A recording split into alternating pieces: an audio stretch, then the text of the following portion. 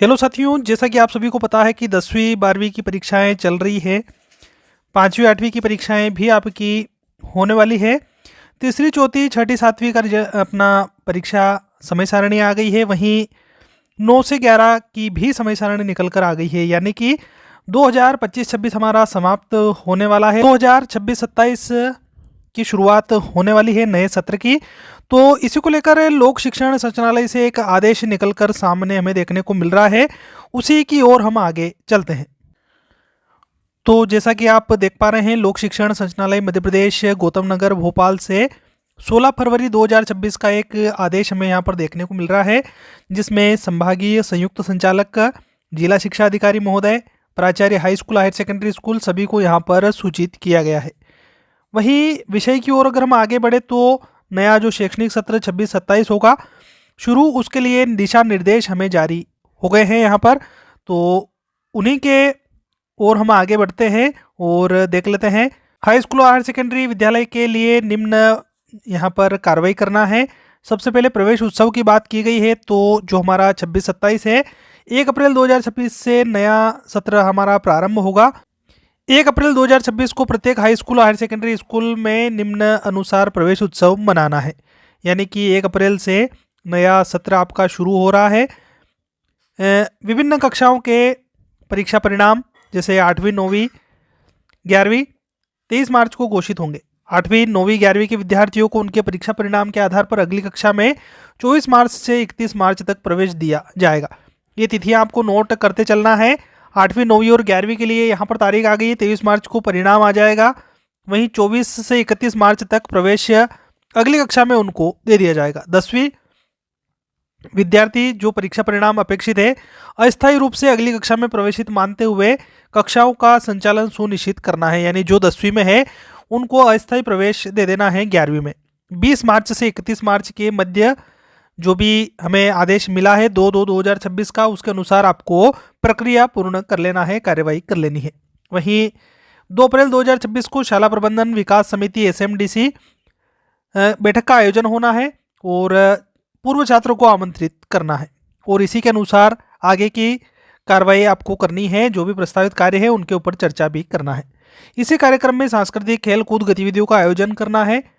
प्रवेश उत्सव में सामुदायिक सहभागिता हेतु जिला विकासखंड स्थानीय स्तर पर समाचार पत्र गतिविधियों का व्यापक प्रचार प्रसार भी करना है, और जन समुदाय पालक आदि को इसमें उपस्थित होने हेतु विद्यार्थियों के साथ में आमंत्रित करना है। जनप्रतिनिधियों को भी आप आमंत्रित कर सकते हैं।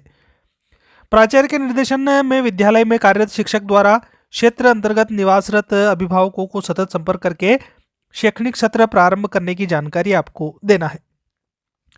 तो इस प्रकार की प्रक्रिया हमें यहाँ पर देखने को मिली। अगला जो पॉइंट हमें देखने को मिल रहा है वो है कि ऐसे विद्यालय जो कक्षा 5वीं 8वीं 10वीं तक संचालित है, उन विद्यालय के प्रधानाध्यापक या प्राचार्य निकटस्थ विद्यालय के लिए कक्षा 6ठी 9वीं 11वीं में प्रवेश की कार्रवाई करेंगे। यानी अगर 5वीं तक है तो वो अगला जो भी उनका विद्यालय लगता है जहाँ पर 6ठी है वहाँ पर उनको कार्रवाई करना है।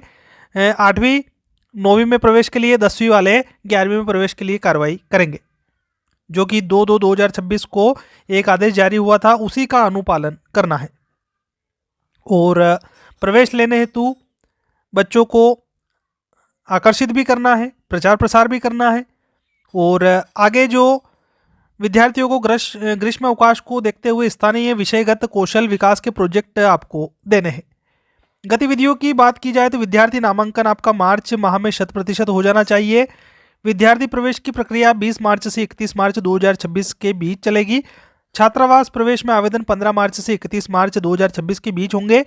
विद्यालय छात्रावास में कक्षाओं का संचालन 1 अप्रैल 2026 से होगा।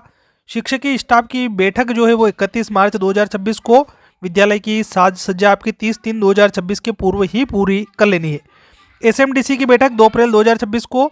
ब्रिज कोर्स जिसका बेसलाइन टेस्ट 1 अप्रैल से 5 अप्रैल के बीच में होना है। पाठ्य पुस्तकों का वितरण 1 अप्रैल 2026 को अनिवार्य रूप से होना बताया जा रहा है। वहीं विद्यार्थी नामांकन की ओर आगे बढ़े हम, तो जो 2/2/2026 का लेटर था उसके अनुसार 9वीं से 12वीं तक के विद्यार्थियों के लिए 100% नामांकन की कार्रवाई आपको मार्च में ही पूर्ण कर लेना है।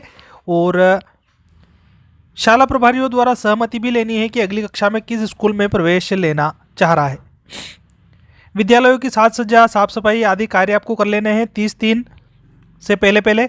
शिक्षकीय स्टाफ की बैठक, जो भी मैं आपको ऊपर बता चुका हूँ। पाठ्य पुस्तक वितरण आपका 9 से 12 के लिए जो तारीख ऊपर दे रखी थी 1 अप्रैल 2026 वहाँ तक हो जाना है।